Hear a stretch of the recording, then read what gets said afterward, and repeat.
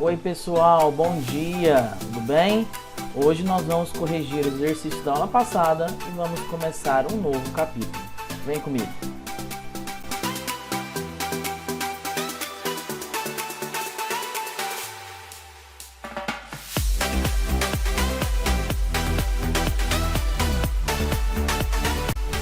Então pessoal, na aula passada eu passei alguns exercícios para vocês, certo? Eu passei os exercícios 1 e 2 da página 79, 3 e 4 da 80. Vamos corrigi-los agora? Fala o seguinte, número 1, ó. Explique com suas palavras o que é zona habitável do sistema solar. Gente, a zona habitável é uma região onde a Terra e outros planetas se encontram, que proporciona a possibilidade de haver água líquida, tá? Isso nós chamamos de zona habitável. Não pode ser um lugar muito próximo, né? Lugar muito próximo à superfície é muito quente e essa água fica no formato gasoso, né? O que é impróprio para a vida. E se você pegar um planeta muito distante, fica no formato sólido, a água vira gelo, né? E o que também é inapropriado para a vida. Tudo bem? Então, zona habitável é uma zona ali, nem perto demais, nem longe demais, onde você tem água, a possibilidade de água líquida, tá? A número 2 pergunta, quais características seriam necessárias em outros planetas para que a vida humana pudesse ser mantida em alguns deles? Gente, nós teríamos que ter uma série de condições, né, para que os seres humanos consigam sobreviver em outro planeta. Por exemplo, teria que ter água líquida na superfície, isso seria um requisito. A atmosfera deveria ter aproximadamente aí a mesma quantidade de gases que temos na nossa. Deveria ter uma série de pré-requisitos, né, para que a gente possa estar habitando um outro planeta. Tudo bem? Então, água líquida e os gases na superfície bem próximos aos gases que nós temos aqui no nosso planeta, tá? Uma atmosfera bem próxima. Número 3, por que dizemos que as estrelas se consomem durante a vida?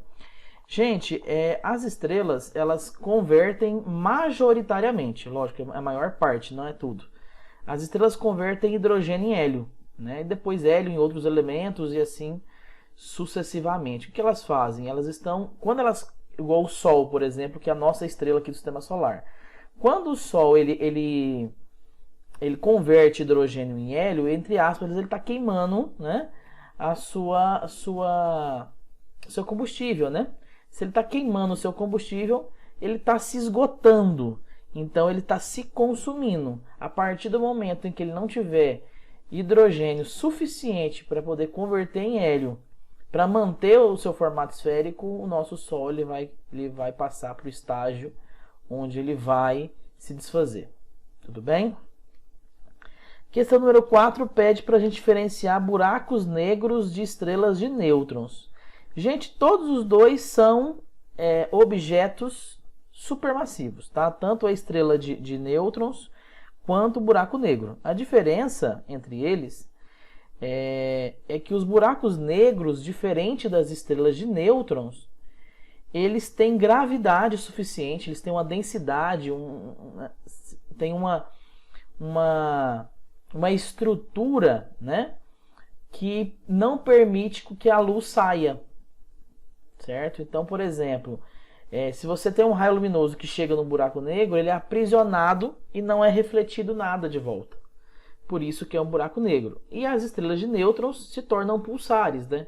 Elas não têm essa gravidade suficiente para poder aprisionar a luz.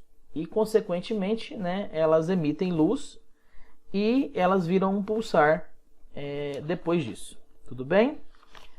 Depois, eu pedi para que vocês fizessem as questões invertidas, não é isso? Então, pessoal, respondendo aqui agora as questões invertidas, né? Na página 82. Na letra A, a resposta é a seguinte, ó. Para chegarmos a esses planetas, precisaríamos viajar durante 181 anos à velocidade da luz. Portanto, hoje seria impossível. Então, que tipo de pergunta poderia apresentar essa resposta? eu diria o seguinte, ó, você acha que hoje é viável uma viagem até planetas possivelmente habitados existentes fora do sistema solar? Seria essa a pergunta da letra A. Da letra B fala o seguinte, ó, é necessário que estejam não tão próximos nem tão distantes de uma estrela e que tenham água líquida e atmosfera como a nossa. Então, o que seria a pergunta da letra B? Seria quais características são necessárias nestes planetas para que eles possam abrigar vida como a vida da Terra. Tudo bem? Então, pedi as questões invertidas e pedi para que vocês respondessem as atividades para casa, né? Então, veja bem, número 1 fala o seguinte, ó, lá na página 83. Há cerca de 5 bilhões de anos, o planeta Terra começou a ser formado. Temperaturas inimagináveis e a ausência de atmosfera originaram o que hoje chamamos de nosso lar. Havia muitos vulcões e era impossível existir vida. Com o passar do tempo, a superfície da Terra se esfriou, o que permitiu a formação dos oceanos e da atmosfera. Que características durante a formação do planeta favorecem o desenvolvimento da vida? Acertou quem marcou a letra A. O resfriamento lento do planeta, a formação de atmosfera e a água no estado líquido. Gente, a água no estado líquido é pré-requisito, tá? Para a formação de vida em qualquer lugar. Tudo bem? Não só na Terra, mas também fora dela, tá? Pessoal, vamos fazer aqui a questão número 2, então? Então, o número 2 fala o seguinte, ó, pelos estudos realizados, tudo indica que a vida se originou na água e, a partir disso, os seres vivos evoluíram e interferiram diretamente nas mudanças do meio e na formação do planeta e na atmosfera terrestre.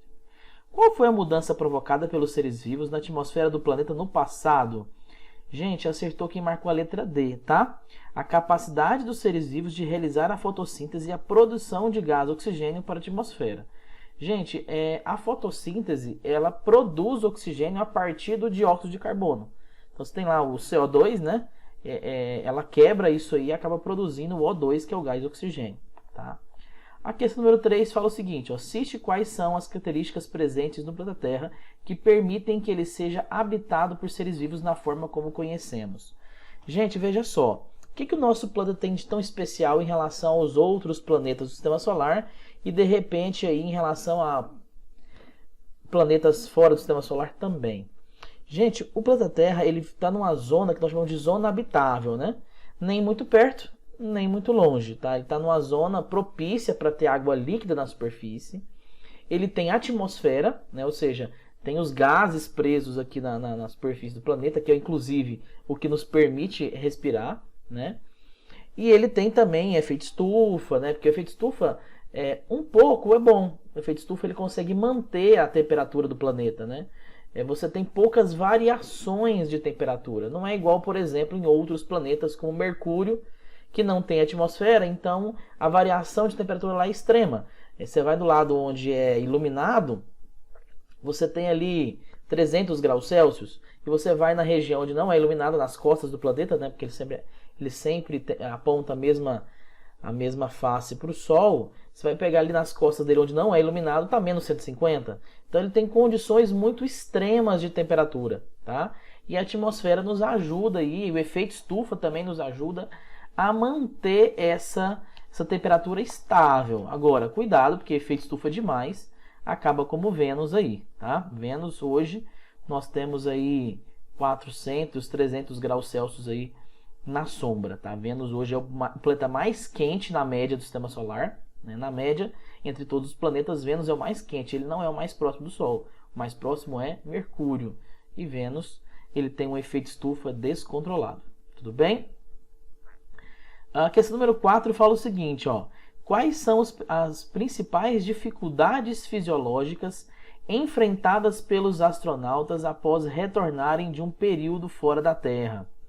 Gente, o que acontece? Quando o astronauta ele fica em órbita na estação espacial ou em situações em que simulam a falta de gravidade, o que acontece? Eles ficam numa sensação de falta de gravidade, e isso acaba deixando eles meio que, entre aspas, tá, flutuando, né? Eles não têm a força-peso para puxá-los para o chão. Ou seja, eles vão usar muito pouco os músculos dos corpos, né? O que acaba acarretando aí em atrofiamento dos músculos, né? Perca de massa, massa óssea, né? Perca de cálcio dos ossos, né? Então eles acabam sendo prejudicados por isso. Quando eles retornam até a Terra, eles precisam passar por um processo de fisioterapia. Então, assim, ficar fora da Terra tem lá seu custo, né? E por fim, a questão número 5 vem falando que, de acordo com o texto, né, vocês vão ler o texto aí, número 5, de acordo com o texto e com os seus conhecimentos, responda qual é a finalidade das missões Kepler e TESS lançadas pela NASA. Então, gente, é o seguinte, qual que é a finalidade? A finalidade é buscar e coletar dados como tamanho, distância até a estrela, né? Composição da atmosfera de exoplanetas. Isso permite investigar a formação de vida fora da Terra. Tudo bem? Seria mais ou menos essa a ideia. Agora, vocês vão fazer para mim para casa. Vou até anotar aqui na lousa, ó. Vou anotar aqui, ó. Para casa. Vocês vão fazer para mim os exercícios 6 ao 10 da página 85. Tá? Então seria isso aqui para a próxima aula.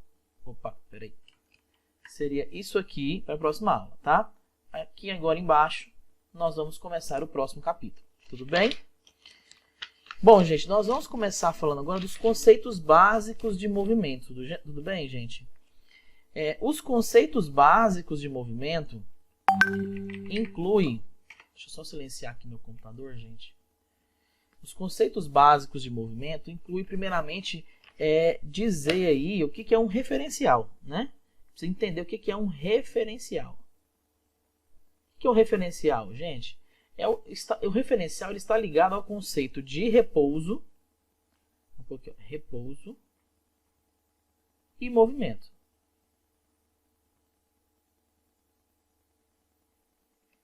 Bom, o referencial então está ligado aqui ao repouso e ao movimento. Tá. Como assim, Roberto? O que é um objeto em repouso? Por exemplo, você nesse momento, você está em repouso ou em movimento? Nesse caso, tanto o repouso quanto o movimento, ele depende. Depende de qual referencial, tá? Depende do seu referencial. Por exemplo, em relação ao chão, você está em repouso, de repente, né, se você não estiver andando. Se você estiver num veículo, num carro, em que ele está se deslocando, então esse veículo ele está em movimento. Agora, se ele estiver parado, ele está em repouso em relação ao chão. Mas, por exemplo, em relação à Lua, em relação ao Sol, nós estamos em movimento. O conceito de repouso e de movimento sempre depende do seu referencial. Tá? Por exemplo, se você tem aqui 2 aviões, vamos pegar aqui 2 aviões. Vou pegar aqui um avião, né? E outro avião. Nossa, meus desenhos são ótimos, né? Se esses aviões estiverem um do lado do outro aqui, né? E eles estiverem na mesma velocidade, mesmo que eles estejam voando, né? Eles estão em repouso um em relação ao outro. Por quê? Porque a distância e as posições não se alteram com o passar do tempo. Então, eles estão em repouso. Agora, se você tiver um avião indo e outro vindo, a distância entre eles muda com o passar do tempo. Logo, eles estão em movimento. Tudo bem, gente? Depois, lá na página 93, vem falando de ponto material e corpo extenso, né? Ponto material é aquele objeto onde o tamanho não interfere no cálculo. Já o corpo extenso, olha o nome, corpo extenso. O corpo acaba interferindo no seu cálculo, tá? Então, depois nós precisamos falar um pouco sobre velocidade e deslocamento, tá, gente?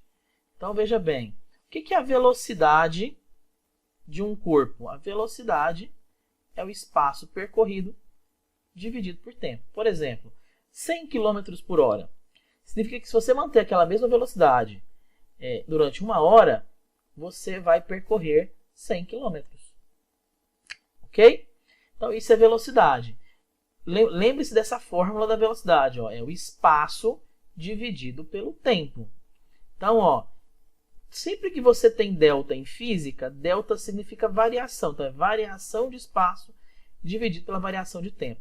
Todas as vezes que tiver variação de espaço, você tem espaço final menos espaço inicial. Na física, tudo tem essa bolinha embaixo aqui, é inicial, tá vendo? Então, fica espaço final menos espaço inicial. E esse tempo aqui, por ser variação de tempo, não é diferente. Tempo final menos tempo inicial. Tá, Roberto? Me dá um exemplo prático disso, né? Vamos supor que você está saindo. Aqui, ó, aqui é uma rodovia, certo? Aqui é uma rodovia. Você está saindo aqui da cidade A e está indo para a cidade B, certo? Você está saindo da cidade A e essa rodovia tem marcações. Na cidade A, ela marca 100 km. Você está no quilômetro 100 aqui na cidade A. Na cidade B, marca 200 km, certo? Você está viajando, você passa pela cidade A às 13 horas e chega na cidade B às 14 horas. Qual foi sua velocidade média desenvolvida? É simples, ó. Velocidade é igual a espaço dividido por tempo. Logo, velocidade é igual a espaço final menos espaço inicial dividido por tempo final menos tempo inicial. Você vai me dar o seguinte, ó, minha velocidade vai ser igual. Espaço final, onde eu cheguei? 200. Menos, de onde eu saí? 100. Dividido por tempo final, cheguei lá que hora? 14 horas. E saí que horas? 13 horas. Então, a minha velocidade vai ser 200 menos 100, 100. 14 menos 3, 1. Isso implica em dizer que a minha velocidade média foi de 100 km por hora. Ele percorreu 100 km em 1 hora. Certo? Seria mais ou menos essa ideia de velocidade média, tá, gente? Então, eu gostaria que mais um exercício para casa, tá? É o último, prometo aqui, né? Último exercício. Vocês vão aqui, ó, para casa, esses aqui estão para casa do capítulo anterior e deste capítulo agora. Vocês farão para mim o 1 e o 2, um pouquinho para casa, né?